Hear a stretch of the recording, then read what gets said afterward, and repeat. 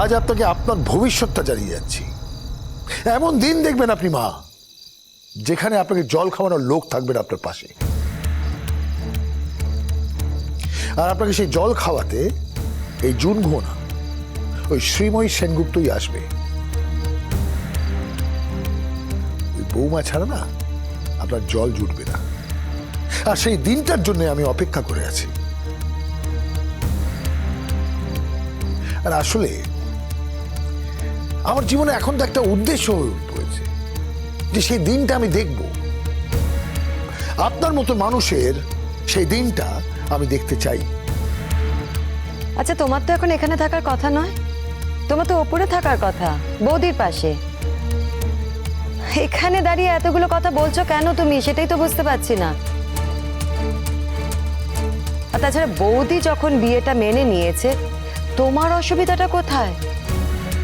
কেন তুমি এত কথা বলছো এখানে দাঁড়িয়ে? মার থেকে মাসির দরদ বেশি। শুনলি তো বুনি কাকে কি বলছে? শুনেছি মা, সব শুনছি। প্লিজ তুমি রাগ করো না ওর কথায়। তুমি বুঝতে পারছো না, ওর মাথা খারাপ হয়ে গেছে। বৌদির জীবনের ওপর আঘাত এসছে বলে ওর মাথা খারাপ হয়ে গেছে। ও তো সহ্য করতে পারছে না, তাই না? হ্যাঁ, তো মাথার দিব্যি কি বলছিল, আমি সহ্য করে নিয়েছি। আমাকে নিয়ে চিন্তা করো না, আমি খুব তাড়াতাড়ি নিজেকে অ্যাডাপ্ট করতে পারি। কিন্তু আজ তোমাকে একটা কথা বলে যাচ্ছি, তোমার জীবনে যে আঘাত আসতে চলেছে সেটা তুমি সহ্য করতে পারবে তো? দেখো, এতগুলো বছর পর আমরা একসাথে সংসার করেছি, আমাকে তো ছিল, আমার জেদ, আমার রাগ সবটাই জানো। আমি হয়তো কোনোদিন ভাবিনি যে আমার সুখী সংসারটা আমাকে একদিন ভেঙে দিত। কিন্তু আমি আজ এখানে দাঁড়িয়ে সবার সামনে তোমাকে কথা দিয়ে যাচ্ছি, আমি নিজে নিজের সুখের সংসারকে তছনছ করে দেব।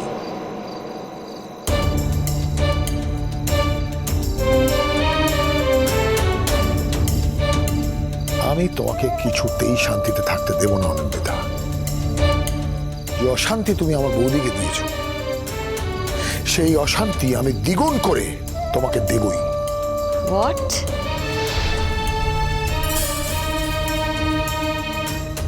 আসতে পারি? হ্যাঁ স্যার, স্যার আমি শুনবো স্যার, আপনি আসুন প্লিজ প্লিজ ভেতরে আসুন স্যার। আমার খুব খারাপ অবস্থা, আমি খুব হেল্পলেস অবস্থায় স্যার আপনাকে ফোন করেছিলাম স্যার, আপনি আমার প্লিজ হেল্প করুন। বিষয়টা কি হয়েছে বলুন। এই যে এই বাড়ির ছেলে অনিন্দ্য সেনগুপ্ত, হ্যাঁ, উনি আমাকে বিয়ে করার প্রতিশ্রুতি দিয়ে দিনের পর দিন সহবাস করেছেন। হ্যাঁ, এটা তো একটা আইনি অপরাধ, আপনি তো জানেন, আপনি তো আইন জানেন, এটা তো আইনি অপরাধ। হ্যাঁ স্যার, হ্যাঁ হ্যাঁ, এক আধ দিন নয় কিন্তু স্যার, 7-8 বছর হয়ে গেল। 7-8 বছর উনি আমার সাথে রিলেশনশিপে আছেন, মানে কোনো সিক্রেট ব্যাপার না, কোনো বেআইনি ব্যাপারও না স্যার। উনি ডিভোর্সি, ওনার ডিভোর্স হয়ে গেছে, তারপরে আমি একটা ডিভোর্সি লোককে স্যার বিয়ে করবো ভেবেছি।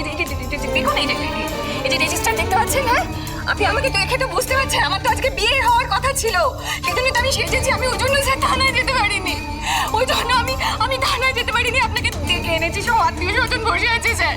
স্যার আপনি কিছু একটা করুন স্যার, আপনি বুঝতে পারছেন তো স্যার?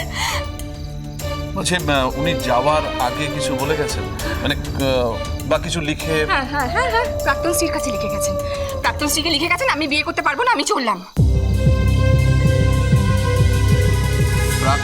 প্রাক্তন স্ত্রী মানে? এই যে বাড়িটা দেখছেন, প্রাক্তন স্ত্রী এখানেই থাকে ইনসিডেন্টালি।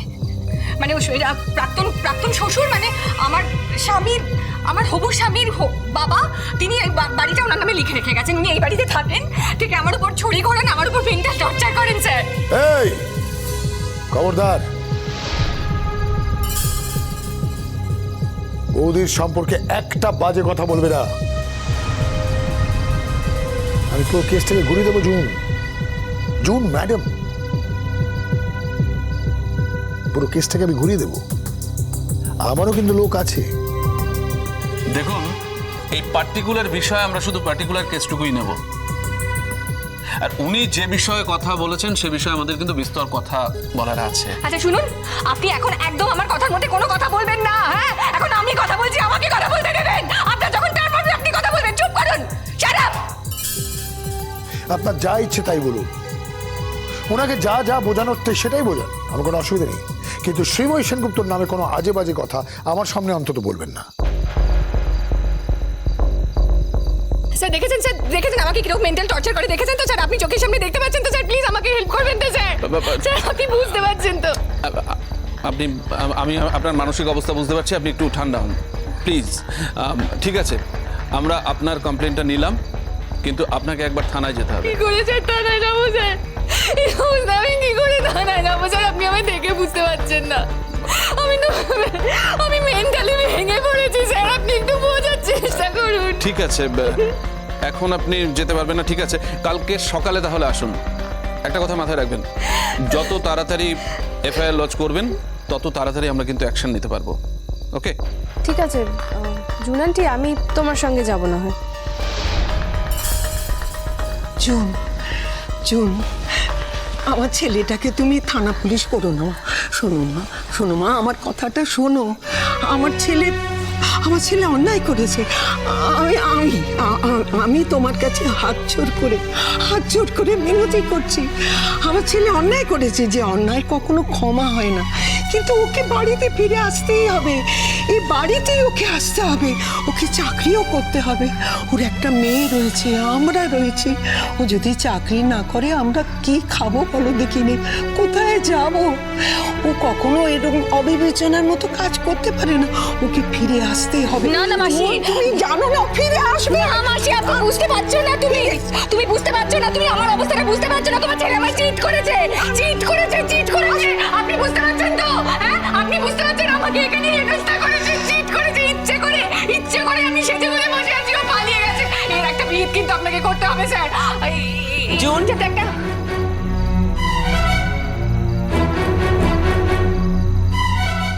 শান্ত হও। তোমার অনিন্দতার সাথে আমার কথা হয়েছে, তোমার অনিন্দতা বাড়ি ফিরে আসছে।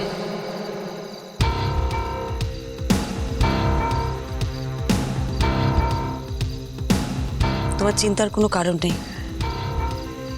তোমাদের যেমন বিয়ে হচ্ছিল তেমনই হবে, কোনো কিছু আটকাবে না।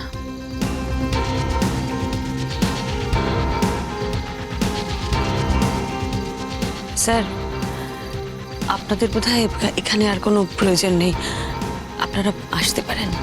আসবে বলছে মানে? কোথায় আছে, কত দূরে? এক্স্যাক্টলি, মানে লোকেশনটা কি কিছু বলেছে? সেসব কথা আমি জিজ্ঞেস করিনি। হ্যাঁ, তা জিজ্ঞেস করবে কেন? আসল কাজের কথা তো তুমি কোনোদিনই জিজ্ঞেস করো না।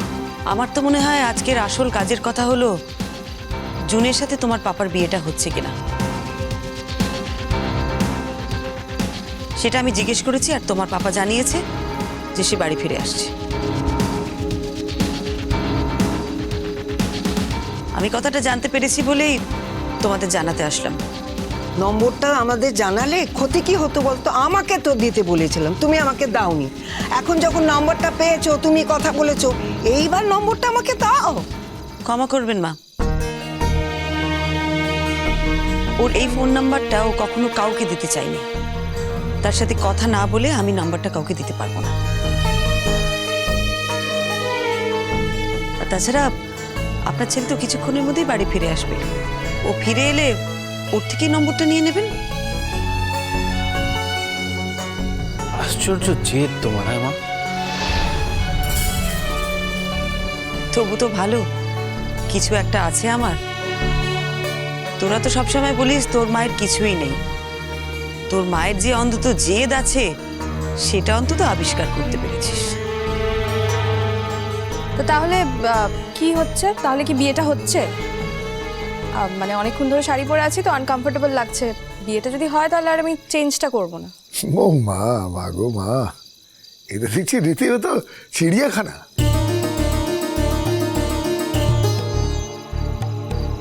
তুমি শুধু শুধু চিন্তা করছো মা।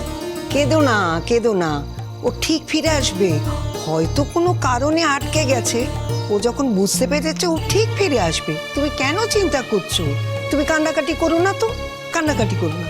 কোনো কারণে বেরিয়েছিল? হ্যাঁ, কোনো কারণে বেরোলে শ্রীময়ীকে চিঠি লিখে যেতে হয় যে জুনকে বিয়ে করবো না? কোনো কারণে বেরিয়েছিল? যা হয়ে গেছে তা হয়ে গেছে জুন, তুমি এখন আর পুরনো কথা ঘেটো না। দেখো দাদা যখন বলেছে দাদা আসবে, তার মানে দাদা আসবে। দাদা হয়তো বেরিয়ে গেছিল, বুঝতে পেরেছে নিজের ভুল, রিপেন্ট করেছে, তাই তো বলেছো ফিরে আসবে। তুমি দেখো দাদা ঠিক ফেরত আসবে। কত বড় ইডিয়েট! এই ইডিয়েটের সাথে এতগুলো বছর আমি সংসার করেছি, ভেবেও আশ্চর্য লাগছে আমার। এইটুকু মাথা নেই দাদা কেন ফিরে আসছে? কি করে চাকরি করো, এতগুলো বছর চাকরি করো কি করে? এত বড় বড় কথা বলো। আরেকটা কথা তোমাকে বুঝিয়ে দিচ্ছি, according to rights of residence তুমি আমার বাড়িতে থাকতেই পারো, কোনো অসুবিধা নেই। তাই জন্য ভাবছিলাম আমি তাহলে ওই বাড়ি থেকে শিফট করে যাব।